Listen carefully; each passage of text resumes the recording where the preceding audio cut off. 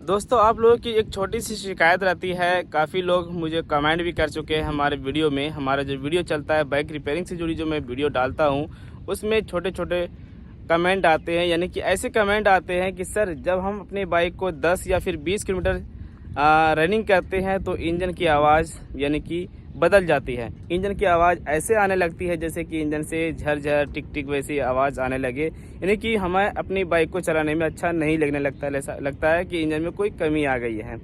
तो देखिए, अभी हम करीब 20 किलोमीटर दूरी तय किए हैं और मुझे भी ऐसा लगता है कि मेरी बाइक का जो इंजन है, इंजन से कुछ छोटी मोटी चीज़ों की आवाज़ आ रही है और मुझे कुछ अच्छा नहीं लग रहा आवाज़ सुनने में। और ऐसी आवाज़ जब आती है तो बाइक चलाने में अच्छा नहीं लगता है और ऐसा लगता है कि कुछ कमी आ गई है हमारी बाइक के इंजन में।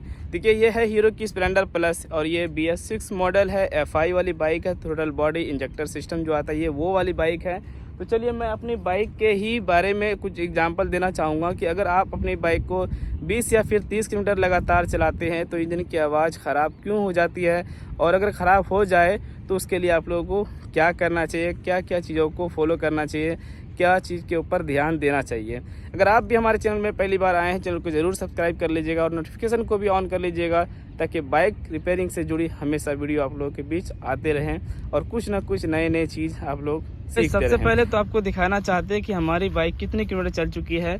ये देख सकते हैं कि 21,270 किलोमीटर चल चुकी है और अभी करीब 10 मिनट से ये बाइक बंद है। 10 मिनट से बाइक बंद है।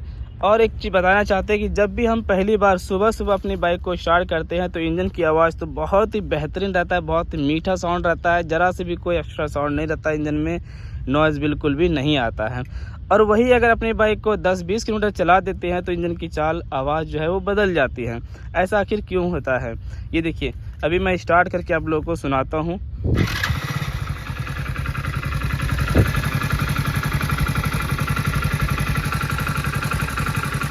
अभी इंजन बिल्कुल स्लो कंडीशन में है।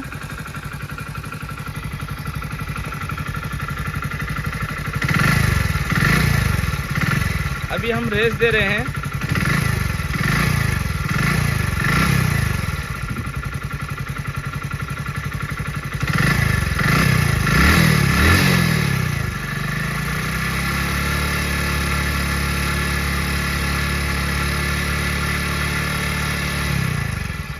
दोस्तों, इस समय मुझे इंजन की आवाज़ बिल्कुल भी पसंद नहीं हो रहा है, क्योंकि जब मैं सुबह स्टार्ट करता हूं तो उस समय की आवाज़ और अभी की आवाज़ में मैं बहुत ही अंतर देख रहा हूं। तो इतना अंतर आखिर क्यों होता है, आपको बता दे रहे हैं।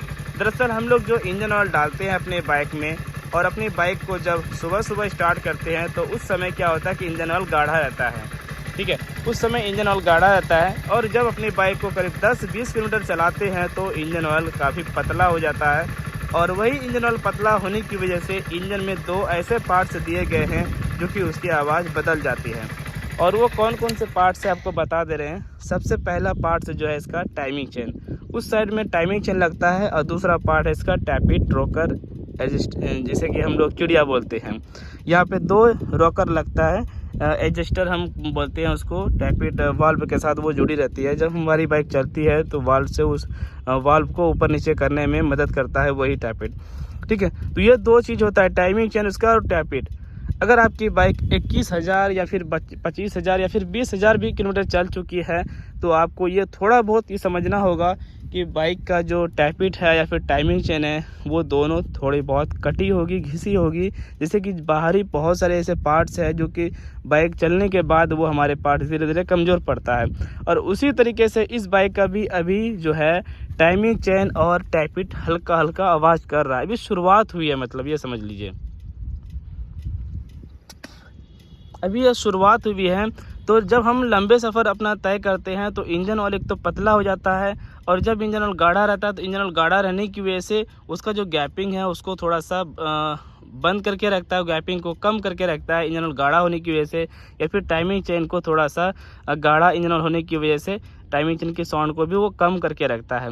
और जब अपनी बाइक को दूर दराज चलाते हैं तो इंजन ऑयल पतला हो जाता है, और पतला होने के बाद टाइमिंग चेन की आवाज़ भी थोड़ी सी झरझराहट बढ़ जाती है।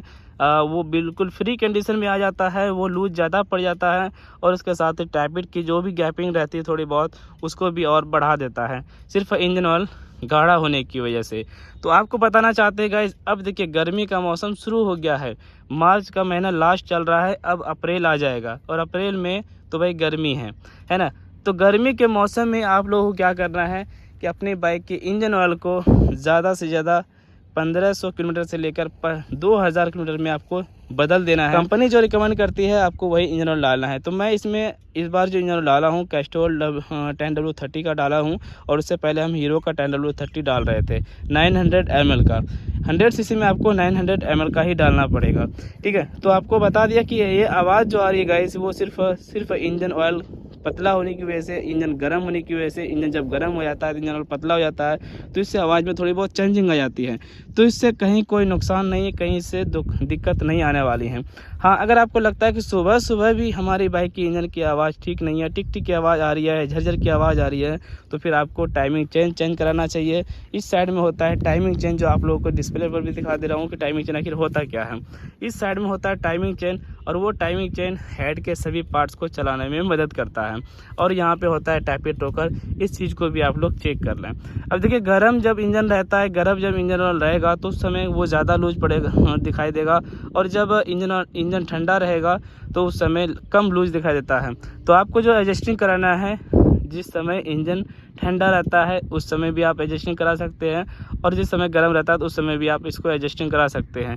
टैपिट की एडजस्टिंग की बात करें तो हमेशा इसको एक सेविंग ब्लेड से भी कम पहले रखना चाहिए ऐसे बाइक में जो 100 सीसी की आती है। जो खड़ा इंजन है तो पूरा एक सेविंग ब्लेड के बराबर आपको लूज रखना है। तो हमने क्या देखा कि इस बाइक में ज़्यादा कोई ख़ास प्रॉब्लम नहीं है, तो इस वजह से आप लोगों को बताया, अगर आपके बाइक में आवाज़ आती है, ज़्यादा आवाज़ आती है, तो आप लोगों को ये सब काम कराना चाहिए।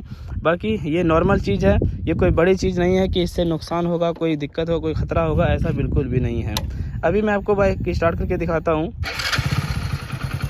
ये देखिए बहुत ही नॉर्मल साउंड है, ज़्यादा साउंड वो बेकार साउंड इंजन से नहीं आ रही है, जो कि मैं आपको कह सकूँ कि टैबिट की आवाज़ आ रही है, फिर टाइमिंग की आ रही, कोई भी चीज़ की आवाज़ अभी नहीं है। लेकिन जब बाइक को चलाएंगे तो आपको ऐसा लगेगा कि यार इंजन से कुछ आवाज़ आ रही है। तो वही आवाज़ होती है जब इंजन ऑयल गर्म हो जाता है, तो आवाज़ थोड़ा सा इसका बदल जाता है। हर चीज़ गियर बॉक्स वगैरह, क्लच, हर चीज़ की आवाज़ जो है थोड़ा सा चेंजिंग आ जाती है।